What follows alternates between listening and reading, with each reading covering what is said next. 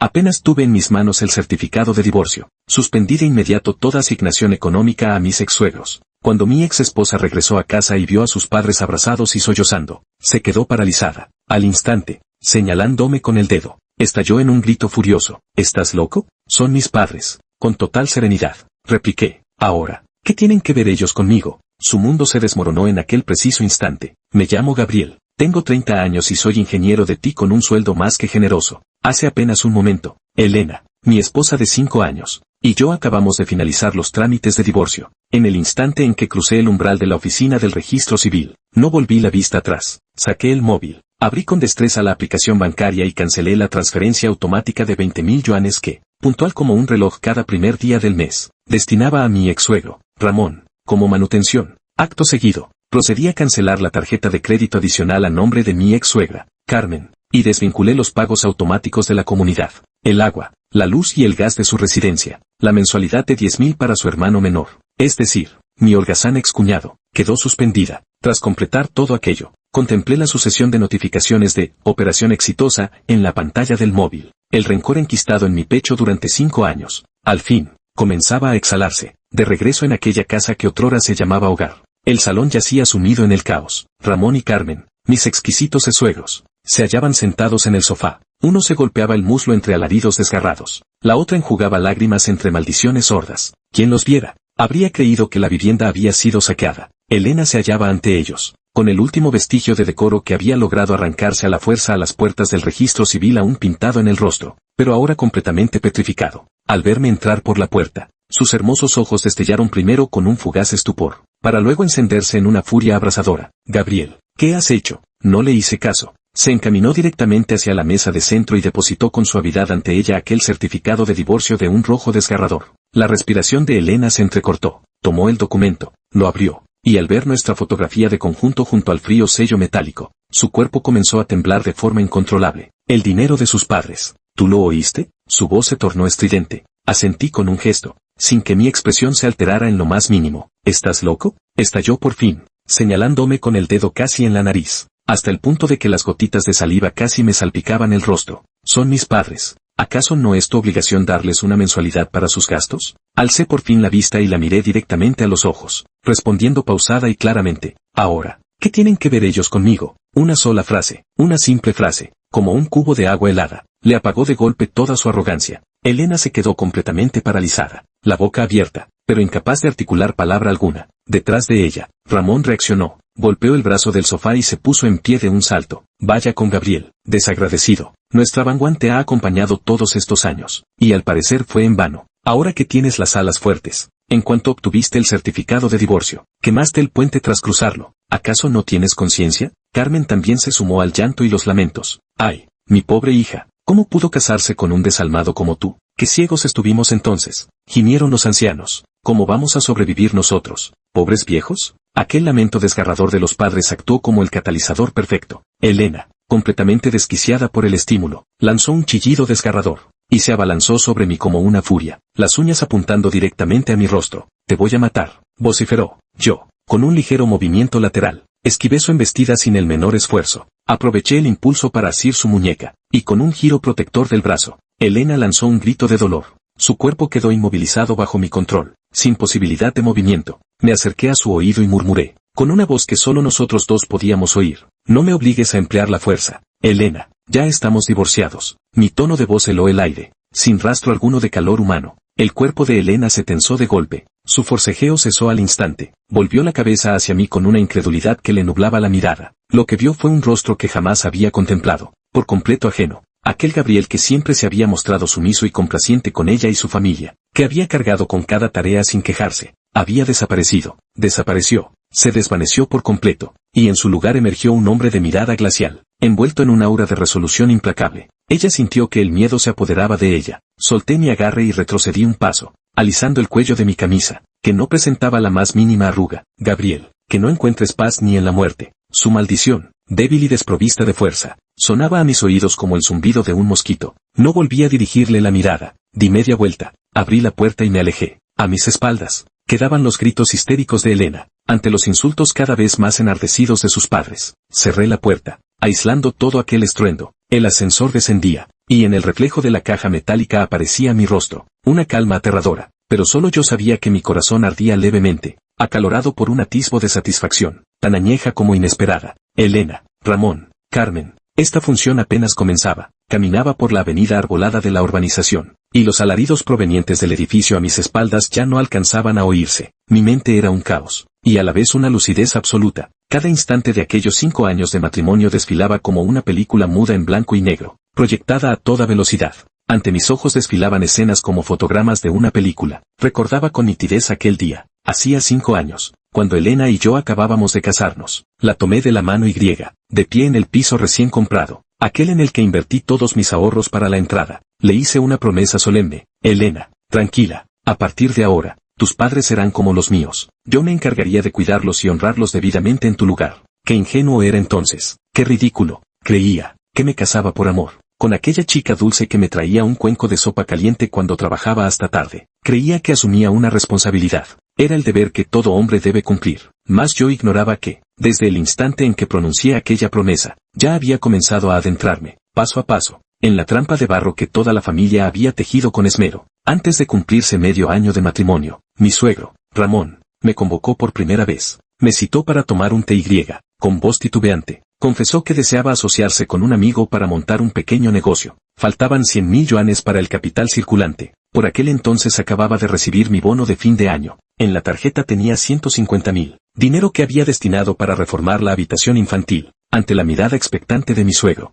escuchando el grandioso plan que describía, recuperar la inversión en 1 año, duplicarla en 2, no vacilé ni un instante. En el acto, le transferí los 150.000 yuanes completos. Cuando le conté a Elena lo sucedido, ella incluso me elogió por mi madurez, diciendo que su padre sin duda me estaría agradecido. El resultado fue que aquel negocio, naturalmente, se hundió como una piedra en el mar, sin dejar rastro alguno. Los 100.000 yuanes ni siquiera hicieron un mero chapoteo. Más tarde, Carmen, mi suegra, enfermó. Resultó que, debido al agotamiento acumulado de años, su corazón había desarrollado problemas y necesitaba una hospitalización prolongada para recuperarse adecuadamente. Durante ese periodo, mi empresa estaba justo inmersa en un proyecto crucial, tan atareado que apenas tocaba el suelo con los pies. No obstante, cada día tras salir del trabajo, me dirigía al hospital a toda prisa, gestionaba el registro, pagaba las facturas, recogía las medicinas, y me ocupaba de todas sus necesidades, incluso las más íntimas. Durante 15 días la atendí sin desprenderme siquiera de la ropa, dedicado por completo. ¿Y Elena? ¿Dónde estaba Elena?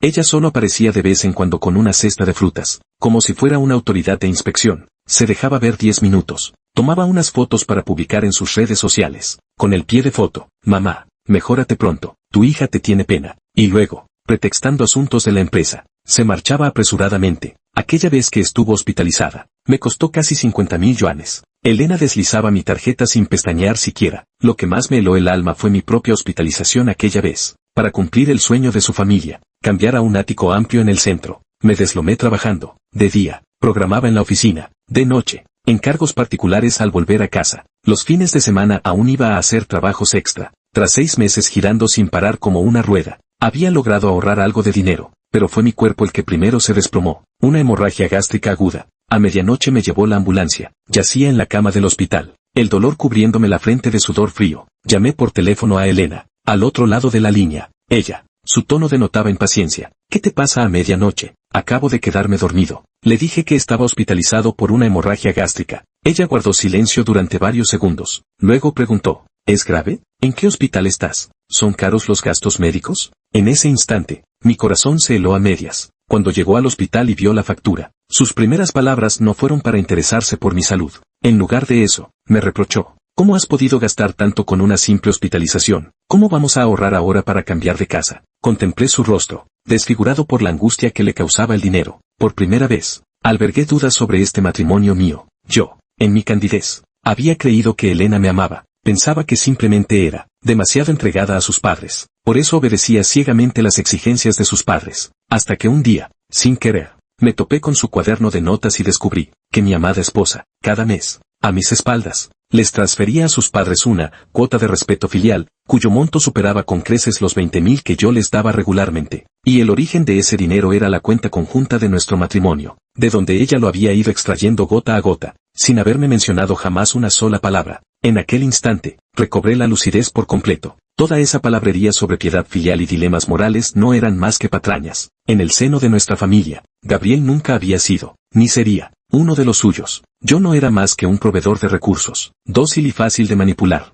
Para ellos, yo no era más que un instrumento del que chupar la sangre, un parásito del que alimentarse. Su actitud hacia mí había pasado de aquel inicial, yerno, a convertirse en algo descarnado, un cajero automático. No tenían reparos en alardear de mi salario anual ante parientes y amigos, de presumir de la ropa de marca que les compraba, de jactarse de los viajes a Europa que yo les financiaba, pero jamás mencionaba que, tras ese dinero, se escondían mis incontables noches en vela, mi cabello cada vez más ralo, mi salud consumida hasta el agotamiento. La idea del divorcio, ¿cuál semilla? Echó raíces en mi corazón, no la proclamé, no entré en disputa, comencé a recopilar pruebas en silencio. Cada transferencia a Ramón y Carmen la anoté como préstamo. Cada vez que me exigían bienes con cualquier pretexto, capturé las conversaciones y guardé copias. Cada ocasión en que Elena me instaba a satisfacer los caprichos de sus padres, grabé las discusiones, pagarés, comprobantes de transferencia, capturas de pantalla, los archivos de grabación. Todos esos materiales ocupaban 3 gigabytes completos en el disco duro cifrado que compré específicamente para ello.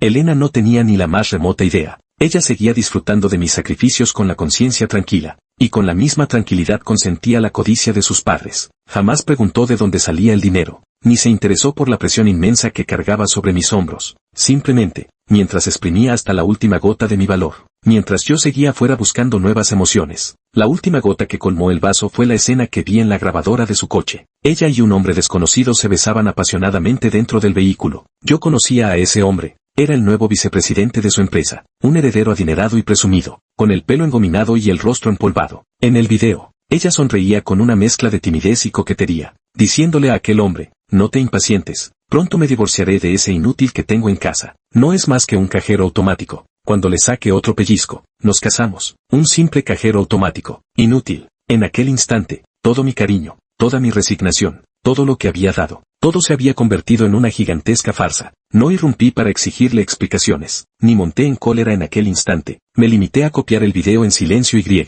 acto seguido, le planteé el divorcio. Ella, con fingida pena, intentó disuadirme unas frases, pero al ver mi determinación inquebrantable, dejó caer la máscara y aceptó con desenvuelta rapidez. Ella creía que yo seguía siendo aquel Gabriel dócil que podía manipular a su antojo. Pensaba que el divorcio no era más que el trampolín que la impulsaría hacia una vida mejor. Lo que ignoraba era que, desde el instante mismo de su traición, la puerta del infierno comenzaba a abrirse lentamente, tanto para ella como para toda su familia. El divorcio no fue el final, sino el inicio de mi venganza. Me dirigí a un edificio de oficinas en el distrito financiero del centro. Tomé el ascensor y subí directamente al último piso. El letrero del bufete fuerte, con sus caracteres dorados, brillaba bajo la luz. La recepcionista, que me conocía, me saludó con una sonrisa. Señor Chen, el abogado Sang le espera en su despacho. Asentí con la cabeza y me encaminé directamente hacia la oficina del fondo. Abriendo la puerta, Felipe estaba sentado frente al enorme ventanal, saboreando con parsimonia un café de filtro. Al verme, dejó la taza, se puso en pie, me dio un abrazo firme. Todo está arreglado, repuso, dándome unas palmadas en la espalda. No añadió nada más, pero yo sentí aquella preocupación fraternal. Felipe había sido mi compañero de universidad, el hermano que dormía en la litera de arriba y sin duda, el mejor amigo que tendría en la vida. Tras graduarme, ingresé en una gran empresa de Internet como programador. Él, en cambio, armado con su elocuencia y lógica impecable, abriéndose paso entre espinas y zarzas, llegó a convertirse en socio estrella de ese prestigioso bufete de abogados, especializado en litigios comerciales y casos de divorcio. Él fue desde el principio el arquitecto y ejecutor de mi plan de venganza. De mi maletín de mano extraje el disco duro cifrado repleto de pruebas, y una gruesa pila de documentos impresos, depositándolo todo sobre su amplio escritorio. Aquí está todo, declaré. En 5 años, las transferencias que he hecho a la familia Lin ascienden a 3.780.000. Los préstamos con pagarés firmados ascendían a 1.200.000 yuanes. Los más de 2 millones restantes contaban, en su mayoría, con registros de chat o grabaciones como prueba colateral. Felipe se colocó las gafas de Carey, conectó el disco duro al ordenador, y comenzó a examinar los archivos a toda velocidad. Con cada clic del ratón, su expresión se tornaba más grave, al toparse con las evidencias que vinculaban a Elena con aquel heredero adinerado. Mientras veíamos el video en el coche, se quitó las gafas y se frotó el entrecejo. Esta mujer, de verdad ha hecho que vea el mundo con otros ojos. Gabriel, masculló, todos estos años, lo has pasado mal por mi culpa. Yo esbozaba una sonrisa forzada. No dije nada. ¿Qué si lo había pasado mal? Por supuesto que sí, pero, ¿de qué servía hablar de eso ahora? Ya no tenía sentido. lo has hecho muy bien. Felipe se volvió a poner las gafas y señaló la lista de documentos en la pantalla. La cadena de pruebas es muy sólida. En especial, cada transferencia de gran cuantía la hiciste firmar con un pagaré. Eso es lo más crucial. En cuanto a aquella sin pagaré, podemos alegar que fueron donaciones condicionadas. Ahora que la condición no se ha cumplido, deben ser devueltas. Un paso más. ¿Qué hacemos?, pregunté. Primero la cortesía, luego la fuerza. Los dedos de Felipe repiqueteaban suavemente sobre la mesa. Sus ojos destellaban con un brillo calculador. Inmediatamente redactaré una notificación legal a mi nombre,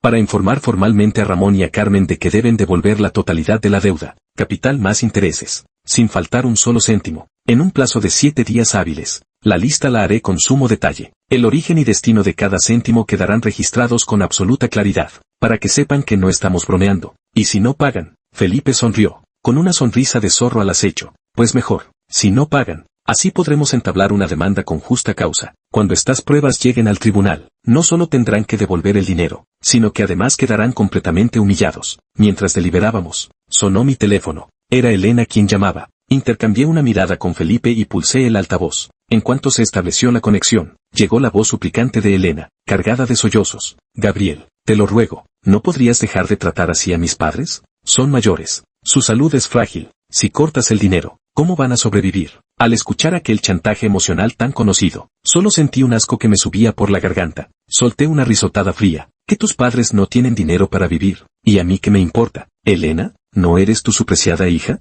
Ahora ganas más de 20.000 al mes. Que los mantengas tú. Al otro lado de la línea, Elena se quedó sin habla, atragantada por mis palabras. Pasaron unos segundos y su voz resonó de nuevo, las súplicas tornándose en maldiciones histéricas. Gabriel, eres una bestia, no eres humano. Debió haberme cegado la vista para casarme contigo. Vas a recibir tu merecido. Perdí el interés en seguir escuchando sus alaridos y colgué directamente. Felipe meneó la cabeza frente al teléfono, rematadamente estúpida. Tomó el teléfono fijo, marcó la extensión interna. Xiao Li, ven un momento. Una joven asistente, eficaz y diligente, entró en la oficina. Abogado Zhang, redacte de inmediato una notificación legal. Los destinatarios son Ramón y Carmen. El contenido debe exigirles que devuelvan el dinero adeudado dentro del plazo establecido. Te enviaré en un momento el monto concreto y la lista de pruebas. Envíalos por el servicio de mensajería más rápido del bufete. El que requiera firma del destinatario personalmente. Perfecto. Tras la partida de la asistente, el despacho del abogado Zhang recuperó la calma, contemplando desde la ventana el bosque de rascacielos. Parecía que podía vislumbrar. Cuando aquella notificación legal llegó a manos de la familia Lin, qué rostro de estupor, desasosiego y rabia impotente debieron de poner. Felipe se acercó a mí, y me tendió una taza de agua tibia. Esto es solo el primer paso, dijo. Que empiecen a inquietarse. Cogí la taza y asentí con la cabeza. Lo sé. Quiero que sepan que chupar sangre tiene su precio. En los ojos de Felipe, relampagueó un destello de aprobación. Bien, te acompaño. Hasta el final. Al tercer día de enviada la notificación legal, la familia Lin no se puso en contacto para devolver el dinero como esperábamos. Optaron por otro camino. Ensuciar el agua. En nuestro grupo familiar de varios centenares, donde se mezclan parientes y allegados de los Chen y los Lin, fue Hugo, mi ex cuñado, quien primero encendió la mecha. En el grupo de chat publicó un extenso y lacrimógeno manifiesto, acusándome a mí, su ex cuñado, de ingratitud y de haber abandonado a su hermana Elena cuando ésta, según sus palabras, había perdido el brillo de la juventud. De un puntapié los echó a un lado, y hasta cortó por completo la pensión de los dos ancianos. Es sencillamente una vileza sin límites, peor que una bestia. Acto seguido, Wang Ziqin publicó en el grupo una foto de sí misma postrada en la cama, con un suero intravenoso. El pie de foto decía: ¿qué pecado habré cometido en esta vida? Criamos a un yerno ingrato. Esto nos va a llevar a la tumba a nosotros, los viejos. Mientras Ramón reenviaba toda clase de artículos venenosos sobre hombres que olvidan favores y abandonan a sus esposas humildes, con claras insinuaciones. En cuestión de minutos, el grupo estalló en un hervidero de comentarios. Con todas esas tías y primas lejanas de la familia Lin, todos saltaron a defenderlos, exclamando indignados: ¡ay! Pero si Gabriel siempre parecía tan formal, ¿cómo pudo hacer algo así? El rostro muestra al hombre, mas no su corazón, suspiró alguien. Pobre Vania, qué conmovedor. Y ese hombre es una verdadera alimaña. Aunque se divorcien, ¿cómo puede desentenderse así de los ancianos? Fue una absoluta falta de escrúpulos. La mayoría de mis parientes, desconcertados por semejante despliegue, apenas reaccionaron. Solo unos pocos tíos cercanos intentaron defenderme con algunas palabras en el grupo, pero pronto fueron arrasados por la marea de invectivas de la familia Lin. Los ataques en línea no habían cesado aún cuando el acoso en persona ya se abalanzaba sobre mí.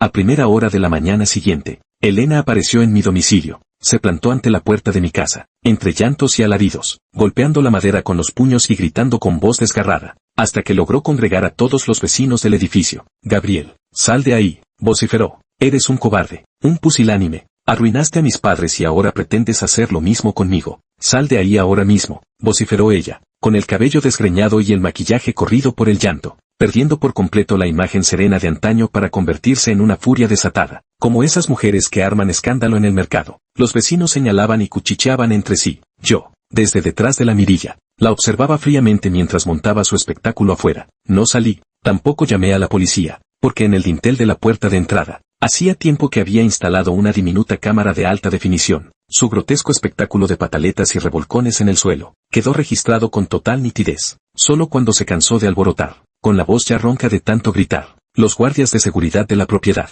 alertados por el escándalo, lograron persuadirla para que se marchara. Copié el video, se lo envié directamente a Felipe. Tras ver el video, me respondió con solo 4 palabras. Ha llegado el momento. Aquella misma tarde, en un conocido foro local de estilo de vida, apareció un hilo candente. El titular rezaba: escándalo. Tras divorciarse, un informático con un sueldo millonario exige 3 millones a sus ex-suegros como pensión de manutención. ¿Quién es aquí el parásito? El post, firmado por un vecino enterado, con tono detallado, describió la escena de aquella mañana en que Elena armó un escándalo frente a la puerta de mi casa, acompañando el relato con un video pixelado donde la imagen de Elena vociferando como una furia contrastaba violentamente con la de la débil mujer forzada por las circunstancias que sugería el post. Acto seguido, el autor del mensaje cambió de tono y comenzó a revelar información, publicando de forma anónima fragmentos de la notificación legal que yo había enviado a Felipe, en especial, aquella extensa lista de deudas que abarcaba decenas de páginas, en especial, aquella lista, donde cada transferencia, con su fecha y propósito, aparecía detallada con total claridad. Según se rumoreaba, durante el matrimonio, el hombre había desembolsado cerca de 4 millones para la familia de la mujer, cubriendo desde la compra de vivienda y automóvil hasta los gastos cotidianos. Incluso la mesada del cuñado menor entraba en el paquete. La familia de la mujer lo veía como un cajero automático y, tras exprimirle todos sus ahorros, ella le puso los cuernos con un heredero adinerado, y planeaba transferir los bienes conyugales, lo que finalmente condujo a la ruptura del matrimonio. Ahora, el hombre solo pretende recuperar parte del préstamo conforme a la ley, pero la familia de la mujer lo calumnia como un ingrato. ¿Quién es, en realidad, el que está tergiversando la verdad? La publicación estalló al instante en la red. Los internautas, inicialmente atraídos por el titular, pensaron que se trataba de otro canalla más. La historia, al ver la detallada lista de pruebas y revelaciones que seguían, cambió de rumbo de inmediato. Vaya, 400.000. ¿Esto es casar a una hija o venderla? ¿Será esta familia de la chica una banda de vampiros? ¡Qué aterrador! Apoyo al hombre. Hay que rechazar el matrimonio de asistencia. Pagar las deudas es ley natural. Pero la mujer del video está completamente desquiciada. No inspira ni pizca de compasión. La opinión pública, en apenas unas horas dio un vuelco espectacular. Cuando Elena vio la publicación, debió de reventarle los pulmones de rabia. Su llamada volvió a sonar. En su tono ya no había súplica, sino la amenaza desesperada de quien ha perdido los estribos. Gabriel, si te atreves a arruinar mi reputación en Internet, te advierto que, una vez que terminé de modificarlo, activé la grabación. Mi voz sonó serena, sin la más mínima alteración. Solo he expuesto los hechos. Lo que está destruyendo tu reputación, no fui yo, sino la insaciable avaricia de tus padres y tu sumisión familiar sin límites. Elena, ahorra energías. En lugar de maldecirme aquí, mejor piensa en cómo reunir el dinero para pagar las deudas. Ah, se me olvidaba decirte lo del hilo en el foro. Aquello no era más que el comienzo. Tras pronunciar esas palabras, colgué el teléfono una vez más. Al actualizar el foro, vi que la popularidad de la publicación seguía en aumento. Incluso varias cuentas que se hacían pasar por parientes lejanos de la familia Lin comenzaron a revelar anónimamente en los comentarios, confirmando los turbios antecedentes de los Lin, su perenne holgazanería y su costumbre de estafar a familiares y amigos. También contaron que Ramón, en su juventud, había sido un jugador empedernido, habiendo perdido hasta la camisa. Carmen, siempre tan vanidosa, se empeñaba en aparentar lo que no era, aunque para ello tuviera que hincharse la cara a bofetadas. Y no solo eso, además había acumulado una deuda de favores que le llegaba al culo. En cuanto a Lin Hye, el muy inútil, siempre aspiraba a lo alto pero sus manos solo alcanzaban lo bajo. Y el chico de Home Shapada, que ya pasaba de los 20, había cambiado de trabajo más de 10 veces. No duraba ni 3 meses en ninguno. La imagen de una familia de vampiros codiciosos y sinvergüenzas, bajo el minucioso escrutinio de los internautas, quedó retratada con todo lujo de detalles. Sabía que Elena y sus padres ya no podían permanecer impasibles. Su deplorable conducta se amplificaba bajo la luz del sol sin límite alguno, y el verdadero espectáculo apenas comenzaba. La presión de la opinión pública en la red, como una montaña invisible que aplastaba a la familia Lin hasta dejarla sin aliento. Aquellas tías lejanas que antes agitaban banderas y coreaban consignas en los grupos familiares ahora guardaban un silencio sepulcral, temiendo verse relacionadas con esa familia. Ramón y Carmen finalmente cedieron a la presión. A través de un pariente lejano que ambas familias conocíamos, se pusieron en contacto conmigo, y entre líneas dejaban claro su propósito. La idea era arreglarlo en privado. Mira, Xiao Chen, dijo con tono conciliador, fíjate en el lío que se ha montado. Al fin y al cabo, somos familia. ¿Merece la pena tanto escándalo? Continuó el pariente mayor, su voz cargada de incomodidad incluso a través del teléfono. Tus suegros actuaron sin pensar. En un momento de ofuscación, ya reconocen su error. ¿Podrías considerar retirar esas publicaciones de Internet? En cuanto al dinero, podemos sentarnos a hablarlo con calma. Lo rechacé de plano. Tío Wang, no es que no quiera respetar su posición, pero pagar las deudas es un principio natural. Si ellos quieren negociar, está bien, con dos condiciones. Primero, que se disculpen públicamente ante mí y mi familia en el grupo de parientes y amigos, aclarando los hechos. Segundo, que liquiden toda la deuda de una sola vez. De lo contrario, seguiremos el procedimiento legal. Al otro lado de la línea, el silencio se hizo. Sabía que no cumplirían ni una de esas dos condiciones. Disculparse equivaldría a reconocer su falta de razón, y su ridículo orgullo no se lo permitiría. En cuanto a devolver el dinero, les habría costado la vida. Efectivamente, la supuesta propuesta nunca más volvió a mencionarse. En cuanto a Elena, aquella actitud de sus padres, mi actitud débil la enfureció por completo. Probablemente pensó que su reputación ya estaba arruinada y que debía arriesgarlo todo, para recuperar aunque fuera un poco de dignidad.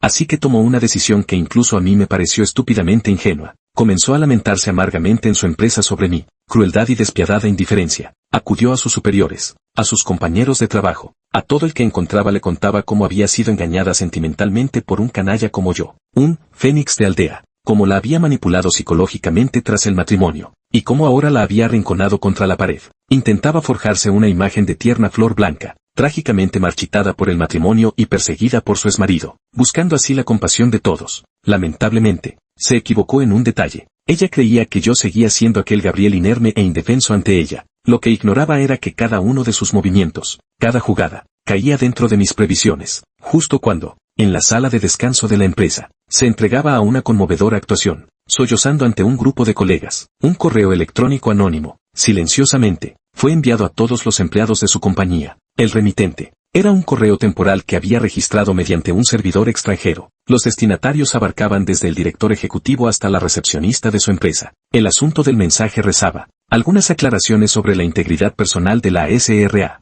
Elena Lin, directora administrativa de su distinguida compañía. El contenido del correo, meticulosamente estructurado y profusamente ilustrado con imágenes, se dividía en varias secciones. La primera parte, la tercera parte consistía en una detallada exposición de cómo Elena, durante el matrimonio, había permitido que sus padres me sometieran a una explotación económica, adjuntando algunos registros de transferencias y capturas de conversaciones. La tercera parte enumeraba una serie de actos reprobables, desde la exigencia por parte de la familia Lin de una dote desorbitada y la imposición de incluir sus nombres en la escritura de la vivienda nupcial, hasta la presión ejercida tras la boda para que comprara un automóvil a su hermano menor, y también la parte más letal. Los registros bancarios que demostraban cómo Elena había desviado fondos de la propiedad conyugal para transferir dinero a sus padres y a su hermano menor a escondidas. Cada transacción estaba documentada con total claridad. Por último, entre los archivos adjuntos del correo, había también un video. El nombre del archivo rezaba: momento de pasión entre la SRA, Elena y el vicepresidente del grupo Tianjue. No publiqué el video más explícito, solo recorté el fragmento donde se besaban apasionadamente en el coche, y donde Elena me llamaba cajero automático inútil. Las pruebas eran irrefutables, indiscutibles.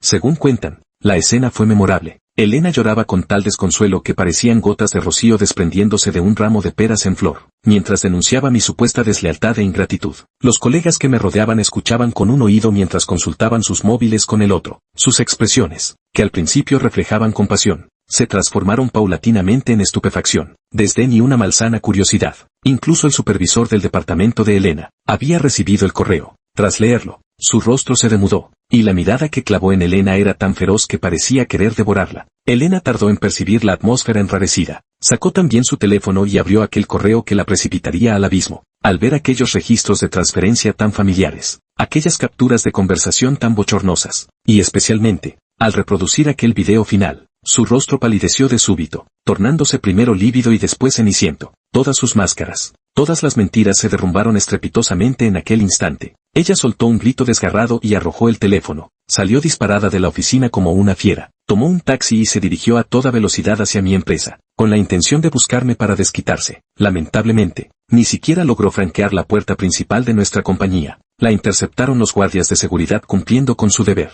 Abajo, en la calle, gritaba y vociferaba. Mi nombre resonaba por todo el complejo. Yo, sentado en mi oficina, seguía escribiendo código con absoluta tranquilidad. La recepcionista me llamó por la línea interna y con cautela. Me preguntó qué debía hacer. Descolgué el teléfono y solo le dije, actúe conforme al reglamento de la empresa. De ser necesario, podía recurrir a la policía. Acto seguido, marqué el número de Elena. Al otro lado de la línea, solo se escuchaba su jadeo furioso y sus gritos descontrolados. Gabriel, eres un demonio, vociferó. ¿Por qué me haces esto? Me recosté en el respaldo de la silla y, con una calma que atravesó las ondas eléctricas, respondí, Elena, alza la vista y mira al cielo. ¿Qué? Su voz se quebró, desconcertada. Las acciones humanas las contempla el cielo. Todo lo que hoy sufres no es más que cosechar lo que sembraste. Concluí. Colgué el teléfono y arrastré su número a la lista de bloqueados. Sabía que, a partir de ese instante, el mundo de Elena se había derrumbado por completo. Su enorgullecedor trabajo, su laboriosamente construida imagen de esposa ejemplar,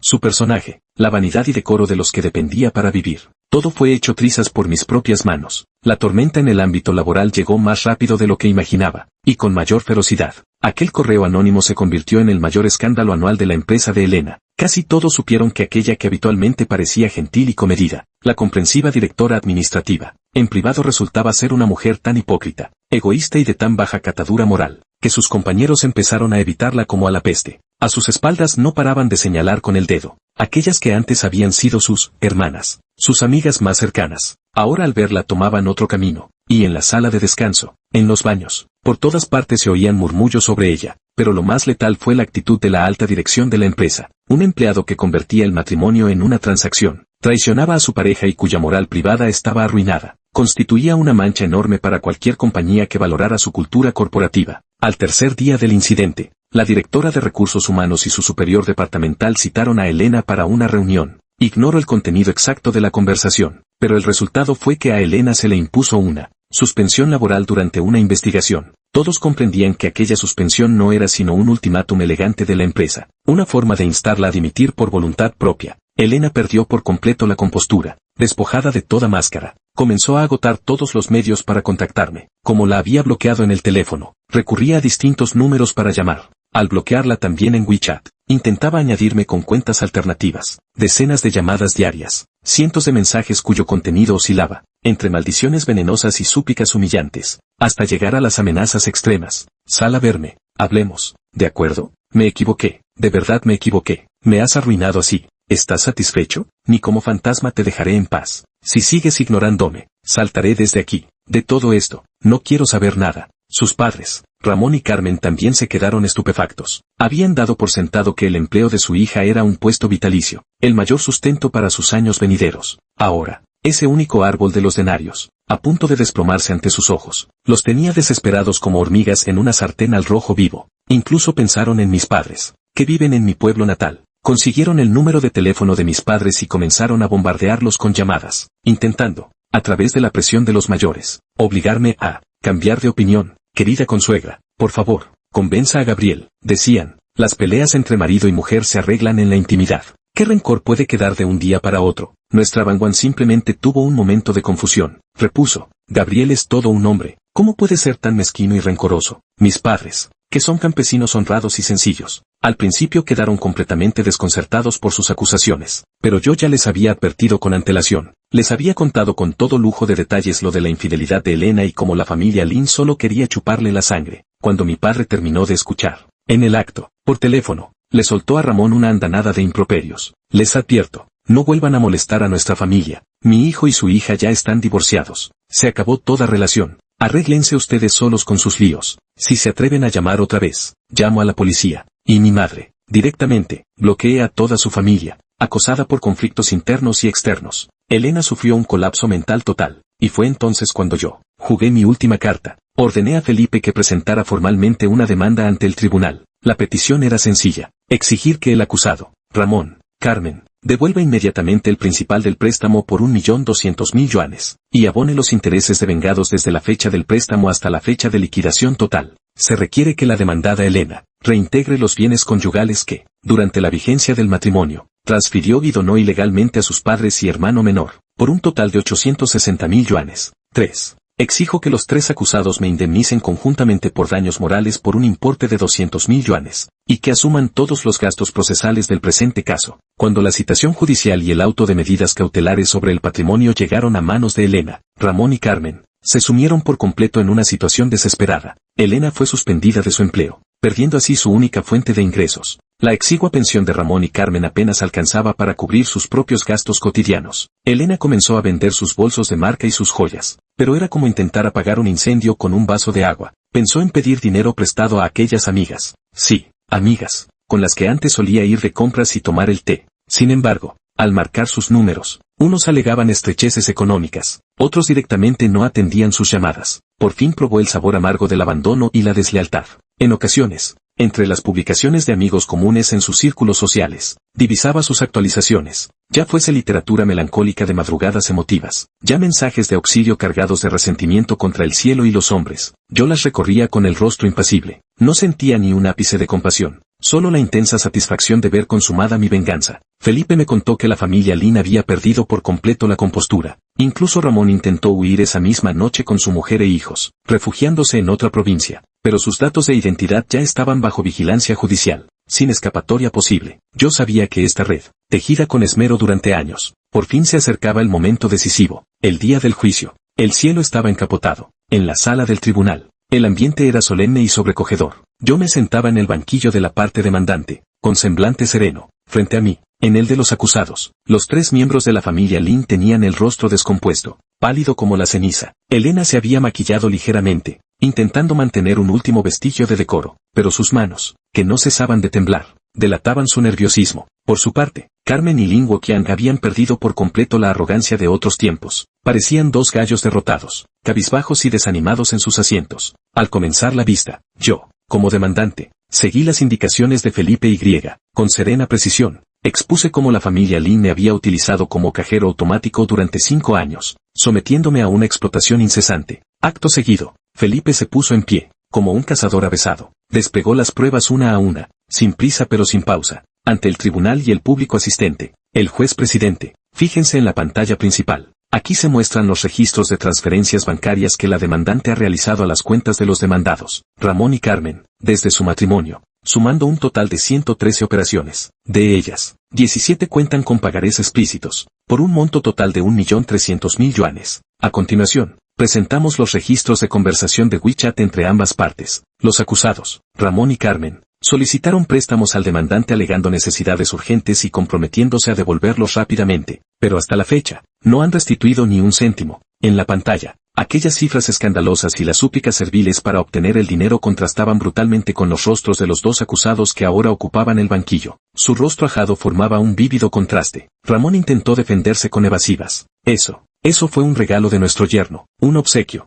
no un préstamo. Felipe se ajustó las gafas y esbozó una sonrisa burlona en la comisura de los labios. Un obsequio, señor Ramón. La ley de nuestro país estipula que las donaciones de gran cuantía requieren un contrato de donación escrito y explícito. Dígame, ¿lo tienen ustedes? ¿Lo tienen? Eso constituye una relación crediticia. Y además, aquí conservamos el pagaré firmado de su puño y letra. Ramón se quedó de inmediato sin palabras, con el rostro congestionado hasta adquirir un tono morado violáceo. Acto seguido, Felipe dirigió su acusación hacia Elena. Señoría, aquí tiene el historial de movimientos de la cuenta bancaria de la demandada. Elena, durante el matrimonio, durante el periodo de separación, en múltiples ocasiones y sin conocimiento del demandante, transfirió importantes sumas de bienes conyugales a cuentas a nombre de sus padres y de su hermano menor, Lin Hye. El monto total ascendía a más de 860.000 yuanes. Esta conducta constituía una transferencia ilegal de bienes gananciales. El cuerpo de Elena comenzó a temblar con violencia y rompió a llorar. Intentó volver a interpretar el papel de víctima inocente. Yo no lo hice. Solo quería ser un hijo piadoso con mis padres. Atrapado en medio. ¿Qué podía hacer? A mí también me obligaron.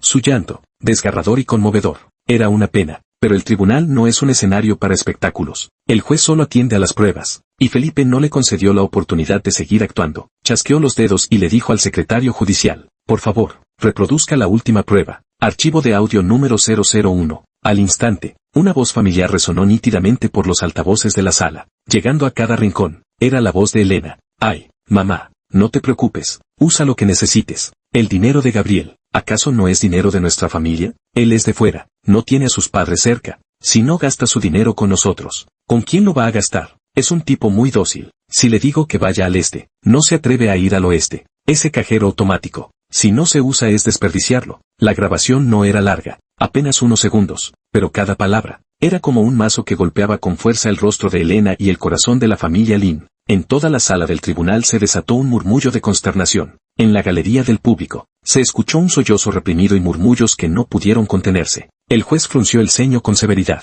El llanto de Elena cesó de golpe. Su rostro perdió todo color, quedando pálido como el papel. Me miró con incredulidad, sus ojos rebosantes de pavor y desesperación. Probablemente hasta el último momento no logró comprender cómo aquella confidencia íntima, pronunciada con jactancia en su habitación ante su madre, había llegado a mis manos y quedado grabada. Carmen, por su parte, se desplomó de inmediato en la silla, musitaba una y otra vez. Se acabó, todo se acabó, concluido el juicio. El juez declaró el receso, al anunciarse que el veredicto se daría a conocer en fecha posterior. Me levanté dispuesto a retirarme junto a Felipe. Fue entonces cuando Elena, como poseída por la locura, irrumpió desde el banquillo de los acusados. Su objetivo era mi maletín, donde guardaba el disco duro con todas las pruebas. «Devuélvemelo, demonio», gritó. Los alguaciles reaccionaron con presteza. Los alguaciles se abalanzaron a tiempo para sujetarla, aún siendo sostenida por dos de ellos. Seguía forcejeando sin cesar, lanzando alaridos, completamente fuera de sí. Yo no detuve mi paso, ni siquiera volví la vista atrás para mirarla una vez más.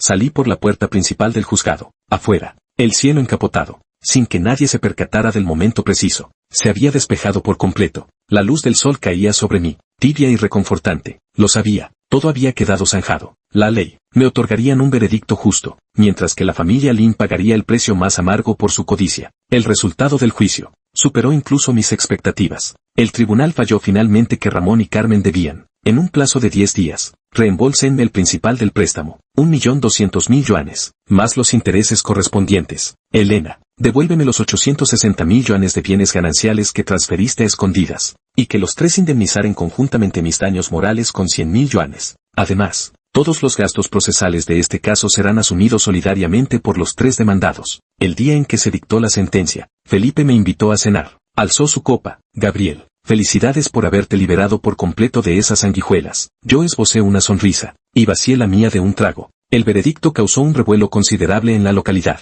Varios medios de comunicación del lugar informaron del caso bajo titulares como el fin del matrimonio de asistencia, o hombre denuncia a exesposa y familia y gana demanda por millones. Aunque el reportaje omitió nuestros nombres reales, al combinarlo con los virales hilos anteriores en la red, cualquier persona medianamente enterada podía adivinar que se trataba de Sion, y la reputación de la familia Lin, en su reducido círculo social quedó completamente hecha trizas. La empresa de Elena, al día siguiente de que se dictara la sentencia, ya había, con el pretexto de haber infringido gravemente los reglamentos de la empresa y de que sus problemas de conducta personal habían causado un impacto nefasto en la reputación de la compañía, la despidieron formalmente. Así perdió sus ingresos. Y ahora, además, cargaba con una deuda descomunal. Quiso buscar otro empleo, pero sus gestas gloriosas ya se habían difundido por todo el gremio. Ninguna empresa seria se atrevía a contratarla. Ramón y Carmen, indignados por el veredicto, cayeron enfermos al unísono. La vivienda que en su día me obligaron a financiar para su reforma, registrada a su nombre, se convirtió en su único patrimonio. Al cumplirse el plazo de 10 días,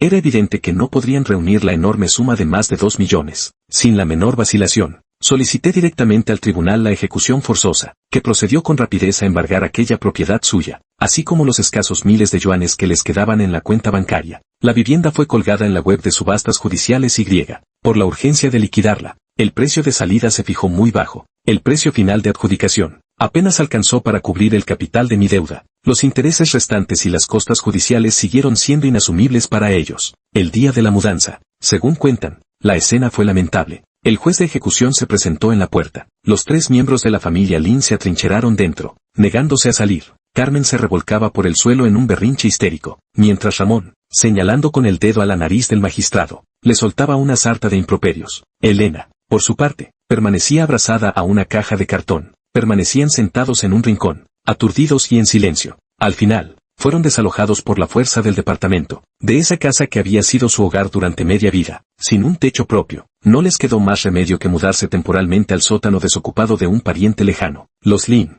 que antaño deslumbraban con su esplendor ante familiares y amigos, se habían convertido ahora en una plaga de la que todos huían. Aquella casa que antaño rebosaba de visitas ahora yacía en un silencio sepulcral, sin que nadie cruzara su umbral. Recibí el último mensaje de Elena, enviado desde un número desconocido. Gabriel, has destruido todo lo que tenía. Te odio. Ni siquiera como fantasma te dejaré en paz. Contemplé con serenidad aquellas palabras y acto seguido, me arruinaste la vida. Te odio. Ni muerta te dejaré en paz. Contemplé con serenidad aquel mensaje, y luego, al pulsar la tecla de borrar, supe que no fui yo quien la destruyó. Quien la aniquiló fue su propia insaciabilidad, y esa familia de origen que chupaba su sangre como vampiros. Mi venganza, en este punto, trazó un círculo perfecto. El piso nupcial que compartí con Elena, también vendí aquella casa, con el dinero de la venta, sumado a los fondos que la familia Lin había devuelto. Adquirí en un complejo residencial completamente nuevo un amplio apartamento de planta única que sería solo mío. Deseché todo lo que me vinculaba con el pasado, renové por completo el mobiliario y empecé una vida nueva. Volqué aún más energías en mi trabajo, apoyándome en mi sólida pericia técnica. Pronto obtuvo un ascenso y se convirtió en el director de tecnología de la empresa, con un salario que se duplicó. En su tiempo libre, se inscribió en un gimnasio,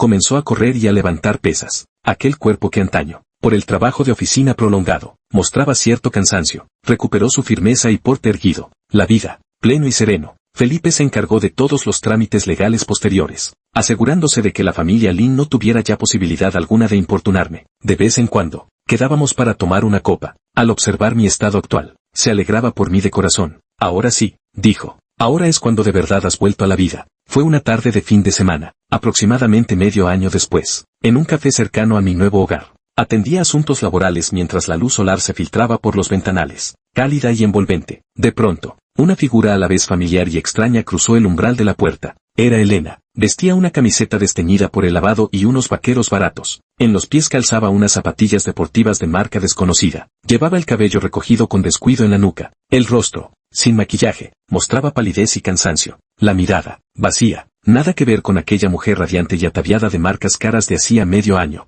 Era como si fuera otra persona. Parecía haber entrado solo para guarecerse de la lluvia, pues no pidió nada y se acomodó en la mesa más apartada del rincón. La vi. Ella también me vio. En el instante en que nuestras miradas se cruzaron, su cuerpo se tensó de forma evidente. En sus ojos, brilló fugazmente una emoción de una complejidad extrema. Había raíces, había resentimiento, pero predominaba una especie de arrepentimiento y cobardía indefinibles. Simplemente la miré con serenidad, y retiré la mirada para seguir tecleando en mi portátil. Ella, para el yo actual, no era más que una desconocida, no había diferencia alguna. Parecía querer acercarse, como si tuviera algo que decir, pero vaciló largo rato y al final, solo bajó la cabeza, agarró su bolso de tela, se volvió apresuradamente, empujó la puerta y se desvaneció tras la cortina de lluvia. En mi interior, no se agitó ni el más leve oleaje. Creí que, al verla tan desamparada, sentiría satisfacción, pero en realidad, en mi interior solo reinaba una serena calma. Todos aquellos rencores, pasiones, amores y odios del pasado parecían haberse disipado de verdad. Siguiendo la estela de su solitaria figura que se alejaba, se desvanecieron por completo. De pronto caí en la cuenta, todo lo que había hecho, mi venganza, quizás desde el principio, no había tenido como fin causarle dolor a ella, sino lograr mi propia liberación. Y ahora, por fin, me había liberado. Levanté la taza de café y di un sorbo ligero. El amargor aromático se extendió por la punta de la lengua. Afuera, la lluvia iba cesando poco a poco. Las nubes negras se disiparon y la luz del sol volvió a bañar la tierra. Todo había pasado. En cuanto a lo que sucedió después con la familia Lin, todo lo supe por Felipe, como si escuchara un chisme ajeno a mí. Según contaban, después de perder la casa y todas sus fuentes de ingresos, Ramón y Carmen, con la máscara social completamente rota, ambos pasaban los días en aquel sótano oscuro y húmedo, discutiendo sin tregua por nimiedades, acusándose mutuamente de haber destruido el hogar. Ramón, cuya salud ya era frágil de por sí, y sumado a su alcoholismo prolongado y su depresión profunda, pronto sufrió un derrame cerebral, quedó hemipléjico, postrado en la cama. Los exorbitantes gastos médicos se convirtieron en la gota que colmó el vaso para esta familia. Carmen, con el diagnóstico en mano, recorrió todos los rincones suplicando ayuda y mendigando préstamos, pero aquellos parientes y amigos a quienes en su día habían sacado provecho, todos miraban ahora con indiferencia, sin que nadie estuviera dispuesto a tender una mano. Elena, desesperada por reunir dinero para su padre, incluso llegó a considerar trabajar en clubes nocturnos, pero carecía por completo de experiencia. Además, no poseía el atractivo necesario. Sumado a su notoria reputación, fue despedida al poco tiempo. Al final, Ramón, al carecer de recursos para continuar el tratamiento, exhaló su último aliento en el corredor del hospital, sin siquiera recibir un funeral digno. Lo siento, Carmen. Tras sufrir un golpe tan devastador, se derrumbó por completo. Su mente oscilaba entre la lucidez y la confusión, convirtiéndose en una sombra de lo que fue aquel clan Lin que antaño movía cielo y tierra entre parientes y amigos, deslumbrante en su esplendor. Ahora solo conservaba a una Elena desgastada por la vida hasta perder todo filo, y a una madre senil que requería cuidados constantes. Felipe me contó todo esto mientras yo disfrutaba de unas vacaciones en la costa. A través del teléfono, el ulular del viento marino acompañó su relato hasta el final. Tras un silencio, solo dije, entiendo, ni regodeo ni compasión. En mi interior, reinaba una calma tan vasta como el mar sin horizonte que tenía ante mí. Había creído que el final de la venganza traería un placer inmenso, pero cuando todo se asentó por fin, descubrí que lo que sentía era, más que nada, una calma que lo trascendía todo y un alivio liberador. Aquellos dolores que antes me quitaban el sueño, aquellas rabias que me hacían rechinar los dientes, bajo el desgaste del tiempo, se tornaron insignificantes. Yo había ganado, pero mi victoria no consistía en ver su derrota, sino en que finalmente había recuperado la verdadera libertad que me pertenecía. Transcurrió otro año. Mi vida ya había entrado en una rutina estable, y las personas y sucesos del pasado casi se habían desvanecido de mi memoria. Un día, recibí una carta. No tenía remitente. El sobre estaba algo ajado, pero la dirección estaba escrita con claridad. Era la de mi empresa. La caligrafía era delicada y elegante. La reconocí al instante como la de Elena. Vacilé un momento, pero al final desdoblé el sobre. La carta no era larga, apenas una hoja. Para mi sorpresa, en ella no había ni un solo reproche, ni una sola acusación. Con un tono de voz extraordinariamente sereno, relató cómo había transcurrido su vida durante el último año. Tras el fallecimiento de su padre, se había llevado a su madre, cuya mente ya no era lúcida, y alquilado una vivienda diminuta. Encontró empleo como friegaplatos en un pequeño restaurante. Trabajaba más de 10 horas al día por un salario exiguo, pero que les bastaba a ambas para ir tirando. Comentó, era la primera vez en su vida que ganaba cada centavo con sus propias manos. Fue arduo, pero en su corazón reinaba una paz profunda. En aquella carta, por primera y única vez, me pidió perdón. Gabriel, lo siento. La persona que fui antes tenía los ojos cegados por la vanidad y una sumisión familiar ciega. Te causé un daño irreparable. No espero tu perdón, porque no lo merezco. Fuiste tú quien me hizo ver la verdadera faz egoísta y codiciosa de mis padres, y también quien me mostró lo ridícula e ignorante que era yo misma. Aunque el precio haya sido doloroso, aún así te doy las gracias, por haberme despertado completamente de aquel sueño falso. Al final de la carta, escribió, ahora estoy bien, cada día me siento agotada, pero también muy plena. Tú también debes ser feliz. Siempre recordaré la lección que me diste. Tras leer la carta, guardé silencio durante largo rato. Un torbellino de sentimientos se agitaba en mi pecho. Alivio, liberación, y también un tenue atisbo de compasión que ni yo misma había percibido. No respondí. Sabía que ella no necesitaba mi réplica. Ella escribió esta carta no para implorar mi perdón, sino para reconciliarse con su propio pasado. Había hallado su redención, y yo, hacía ya tiempo que había obtenido la mía. Deposité la carta en el cajón más profundo del estudio. Ya no era un símbolo de rencor, sino un pasado retorcido y el testimonio de un crecimiento despiadado. El amor y el odio de antaño, al final, se transmutaron en esta calma y comprensión presentes. La historia entre Elena y yo, hasta aquí, podía por fin trazar un punto final, en el verdadero sentido de la palabra. Lo que vino después, todo fue mucho más sencillo. Renuncié a aquel trabajo bien remunerado pero de presión asfixiante. Con los ahorros y la experiencia acumulados durante años, abrí mi propio estudio de diseño de domótica, fusionando la frialdad de la tecnología con el calor de la vida cotidiana. El negocio prosperaba día a día. Además, conocí a la persona indicada, una mujer con la que coincidí en una cumbre del sector, una chica independiente, segura de sí misma y sonriente. Compartíamos aficiones y teníamos planes de futuro similares. Viajábamos juntos por todo el mundo. Cenábamos en puestos callejeros a altas horas de la noche. Nos arrebujábamos en el sofá para ver películas antiguas. A su lado, volví a sentir una felicidad ligera y pura. Ya no era aquel Gabriel aplastado por el peso abrumador de su familia de origen, que apenas podía respirar. Había renacido de las cenizas, convirtiéndome en alguien que realmente sabía cómo amar, y que merecía ser amado. De vez en cuando, veía en internet algunas noticias sociales y comentarios de actualidad sobre el matrimonio de asistencia. Me deslizaré con serenidad, consciente de que aquellas etiquetas que en su día me atormentaron ya no guardan relación alguna conmigo. Agradezco profundamente aquel pasado desdichado. Fue él quien me hizo caer hecho añicos, pero también quien me forjó más fuerte, más capaz de valorar la felicidad que tengo ante mí y más consciente de que la elección importa más que el esfuerzo. Mis padres vinieron a pasar unos días a mi nuevo hogar. Al ver la dulzura con que mi novia y yo nos tratábamos, no podían ocultar su sonrisa. Sentían un sincero alivio y orgullo por mi transformación. Una tarde de sol radiante, llamé a Felipe. ¿Estás libre este fin de semana? Le pregunté. El sitio de siempre. Invito yo. Mira quién aparece. ¿Qué pasa? ¿Quién ha tenido la poca vista de molestarte esta vez? Preguntó desde el otro lado de la línea. Su risa franca resonó en el auricular. Y yo también esbocé una sonrisa. La verdad es que solo quería invitarte a una copa, para darte las gracias. ¿Gracias por qué? Gracias por acompañarme a atravesar aquel camino más oscuro. Ahora brilla el sol y sopla una brisa suave. Colgué el teléfono y me quedé de pie frente al ventanal del estudio. Observaba el tráfico incesante y el ir y venir de la gente tras el cristal. La comisura de mis labios se curvó en una sonrisa involuntaria. Mi nuevo capítulo apenas comenzaba.